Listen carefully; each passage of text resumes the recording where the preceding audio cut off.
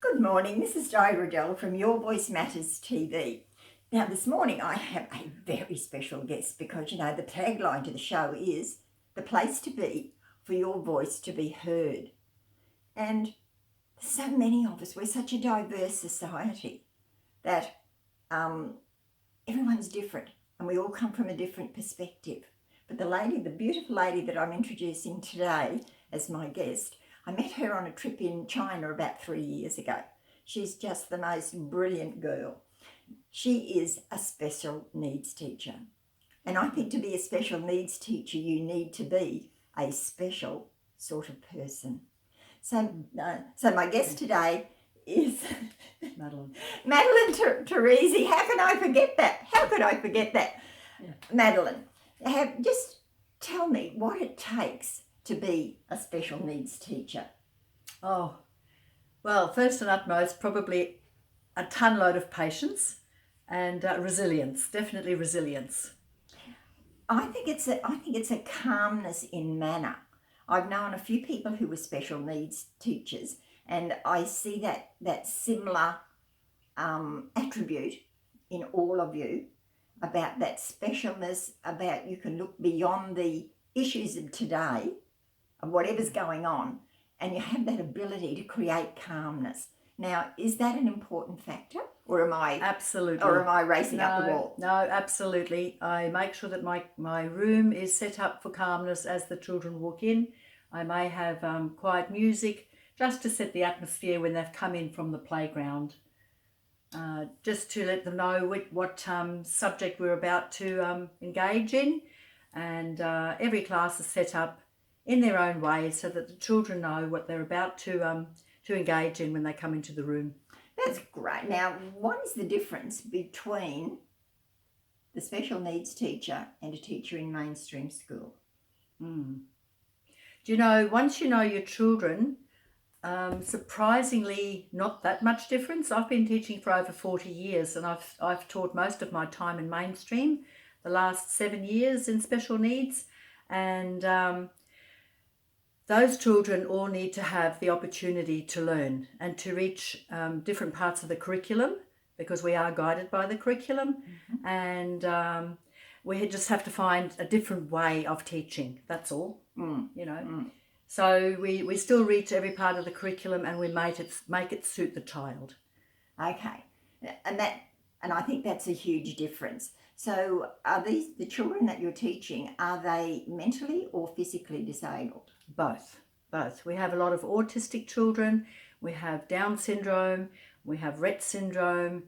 A lot of people may not know what Rett syndrome is. Would you like to just explain that? Rett syndrome, the students really can't speak properly and they often have difficulty walking as well. So how do you communicate with a person like that who can't speak properly? We use picture cards. We use signing. We're all into learning signing at our school at the moment, and the children are actually, some of the students I've noticed that with their signing, they're also speaking better. They're really trying to speak because they understand what it is we're trying to say. So that's been a real little miracle. But, you know, we use a lot of PECs, little pictures, to say, right, do you need to go to the toilet? Do you want to go and play outside? It's time to come into the classroom. We communicate a lot with these pictures and they understand them very well. They like to refer to them, and a lot of children actually grab the pictures to show what it is that they want. The children always have a choice. They can... I was just getting to that. I was just getting to choice. Go ahead, so lead on, carry on. Yes, that's okay. You know, to be able to accept something or to be able to reject something gives you a choice, and it's okay to reject, because we also say, oh no, I don't want that, thank you. Well, I only want one, not two. You know, so you need to allow them to have a choice as well.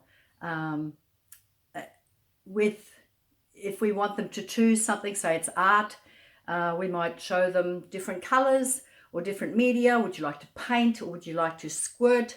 They have a choice, okay? So, okay, yeah, sometimes we do restrict that choice because we want them to choose one or the other. We don't want them to do nothing. Right, so it's not 6 choices, it's Yeah. 1 or 2. Yeah. Yes. I mean, that's in mainstream too, isn't it? You know, Yes, we don't of just course it say, is. oh, I don't Yeah. want to do maths today, so I'm just going to sit here. That kind of doesn't Well, work. that doesn't you know? work, yeah. So that's why we are So educators. their curriculum, how do they move from one level of education to the next? Oh, that's a really good question. We are obliged to teach. We need to find the work that they need to do at their age level, and then we can bring it down. Okay, so let me see. Let me give an example. Say I'm teaching about space. Okay, now that comes up in the curriculum at year 4 level.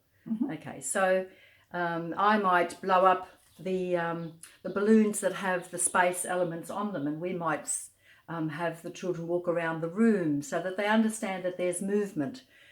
We can use ice to show that some places are really cold. We can use a fan to show that the wind is blowing. So we use elements that we've got in our world to help them understand. In the world that they live in as well. Yeah, and that we live in. Yeah. You know. So how important is it to have the parents' involvement to support what you're doing at school with them? Oh, totally important. We have an interview with our parents every half a year to explain what it is that we're intending to teach. And it's an open door policy. Parents are allowed to come in any time. We're very transparent.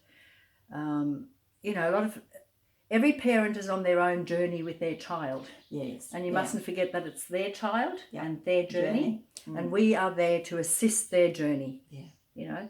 I think it's very frightening for parents who've got a child that's a little bit out of the norm. They're exhausted from everything they've had to do with to cope with them. Yeah. And I should think that they would be very cooperative in working with the special needs teachers to get the best for their children. They're cooperative. They generally love us, but they are very protective of their little one. Yeah. And you must never forget that every child belongs to their parents. Okay, they all have parents. And we love them a lot too, so it's okay, you know. And we celebrate. Well, I must just say, Diane, that we really celebrate all of their achievements. You know, we celebrate when they come into the room willingly. We celebrate when the first time they've gone to the toilet on their own. That's a really big milestone. Yeah, big milestone. We celebrate when they say their first word. We actually are lucky. This is like learning their first steps, and it doesn't matter at what age, you know. So what happens to the children then when they reach the end of their primary school years? Are they left in a void then? Is there some process for them to follow? Well, we actually have students from prep year all the way to 18. All the way to 18. Oh, so they stay within. They stay with us. Right. And some of those children actually do go on to doing some types of jobs, some little jobs that they can actually manage in society. You know. Well, what sort of jobs would they be? All right. It maybe helping the gardener. One fellow that we've just released, he was actually become the lawn mowing man, which we're so pleased about, because he was totally frustrated at school. Yes. And he just didn't fit the picture, and he's doing really well, so we're so happy. Isn't that lovely? Because you worry for them in the future. That's right. Some go into share houses and they have a wonderful life with a carer in the share house. You know, if we can get them to that stage, that's absolutely lovely. Yeah.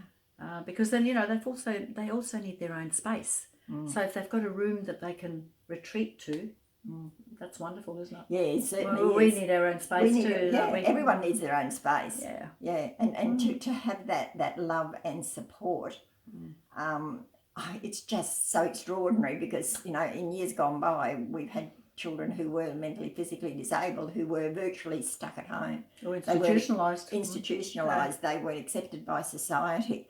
And we've come a long way, and I think a great plus in that is the value of the special needs teacher. They are really very special people. So before we close now, Maddie, is there what would you like to leave me with? If you were in contact with an ordinary person, might not be your child. Right. How can you best support a friend who's got a special needs child?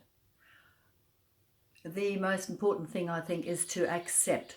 Feel blessed that you don't have to deal with this Yes. on a daily basis, and don't show too much sympathy, but accept their child. Say hello to that child. You know, just because they can't verbalise doesn't mean they don't understand. That's really totally been proven. They understand, because I give instructions all day long with no response, and the kids are doing what I'm asking them to do. The ones that can actually walk and you know, they don't need to talk. So yes, accept the child. Say hello to their child.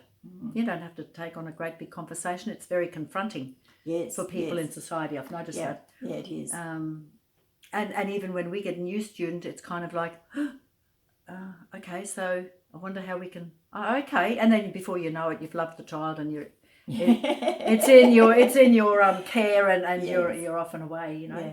So I think that you probably have a closer relationship with the child because of that than what we would see in mainstream, because mainstream doesn't need that level of support. Yes, you know, all those children are just going to skip down the road and get on with their Exactly, life. they'll get on with life, and they'll do whatever that it is that they're going to do. But the special needs child is going to need support throughout their life. Yeah, well, you know, when they're ready to leave us, there's lots of tears at the end of the year, and it's like, oh, you know, and they do come back sometimes and visit us, which is always delightful. Isn't that lovely? It is delightful. Yeah. That must be real icing on the cake stuff for you. Yes.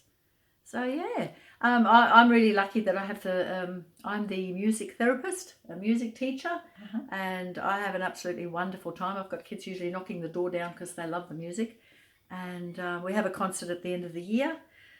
Which isn't that lovely? Full on, and as long as no one falls off the stage, everything's fantastic. Because music crosses barriers. It crosses language barriers. It crosses, I think, every barrier around. Everybody relates to music. Exactly. Yeah, exactly. And I think remembering that they are little people, they are people with a mind and with a soul, and they deserve the same level of respect that everybody else deserves in life. So, Maddie, thank you for being my guest today. It's been a pleasure. You're welcome, Di. And to our listeners out there today, remember you've been watching Your Voice Matters TV with Di Riddell, the place to be for your voice to be heard.